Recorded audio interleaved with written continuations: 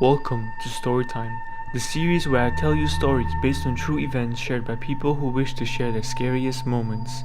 This video is about a woman known as Ku Anit. This is her story.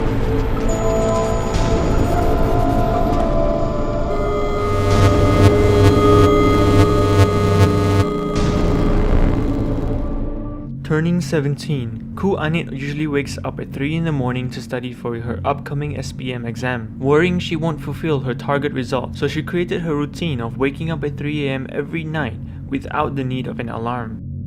One night, Ku Anit woke up to her alarm ringing at 3 in the morning, knowing she didn't set the alarm because of how she can't stand its high-pitched sound. As usual, she took her time rolling in bed before finally having the mood to get up from bed, while her younger sister was in a deep sleep next to her in their queen-sized bed. While she was in the midst of getting up from her bed, she was taken away by a loud sound coming from the roof above her room, sounding like leaves of a coconut tree being dragged across the ceiling from left to right. It gave her goosebumps. She was so scared she closed her eyes as tight as she could, terrified to open them. She tried to go back to sleep, hoping nothing would bother her until sunrise. Once it was sunrise, she got up from her bed with her sister, made themselves breakfast and got ready to go to school, forgetting the event. Later that day, she told her mother, and what her mother told her made her feel even worse. Her mother said that the sound she heard was the hair of a Pontianak dragged across the floor as it flies. She was so scared and thankful that she didn't encounter anything worse. Later that night, she woke up once again at 3 AM, as usual taking her time to get up from bed, but something about that night made Ku Anit feel very weird. The atmosphere was quiet. Too quiet. Usually, she would hear sounds coming from her neighbors and other ambient sounds, but not that night. Having her house next to an abandoned rubber tree plantation, if she were to open her window in her room, she would only see the rubber tree stretching as far as the eye can see.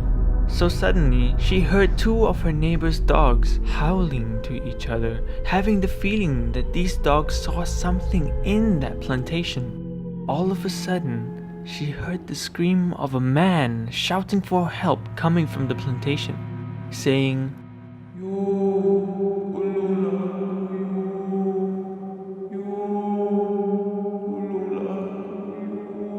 Her stomach shrank when she heard his voice and felt uneasy and uncomfortable. She hugged her pillow and hid under her bed, wondering why this man was moaning while calling out her name. Then, the howling stopped. She felt a cold breeze passing from her right shoulder to her left leg. Something lifted her arm up. Thinking it was her sister who slept on her right side, having a nightmare, and kept trying to stay positive and kept trying to go back to sleep. Suddenly, something lifted her left arm. She felt her heart sinking, becoming weaker and weaker, and losing her positive thinking. Wanting to read her prayers, she was afraid it would force her eyes open, so she stayed quiet, trying her hardest to pretend she doesn't realize. Then everything was quiet. She heard a woman's groan outside her window, getting further and further away, and the sounds of the dogs howling stopped. That moment, she knew that the creature left her room and was heading back to the plantation. Next morning, she explained her encounter to her mother. It surprised her. Her mother spoke to her neighbor regarding the incident, and the neighbor claimed to have heard the same man calling out for her help, and all kinds of questions ran through Ku Anit's mind, thinking a spirit was calling out for help, whether this soul was not in peace. But as far as she knows, Islam believes that those who have passed away are in a different world and won't return to earth, and she was certain that this was the work of the devil. After 2 consecutive days being disturbed and unable to study, she was determined to wake up this time and continue her routine. On the 3rd night, she was woken up from sleep again, and this time it wasn't her body clock or her alarm. She felt someone woke her up. The moment she opened her eyes, she heard the sound of strong wind coming from outside. When she looked down to her feet, she saw it standing there, facing her. She heard the sound of the wind again, but this time it was longer. She saw its face. It was short, like the height of a 7-year-old.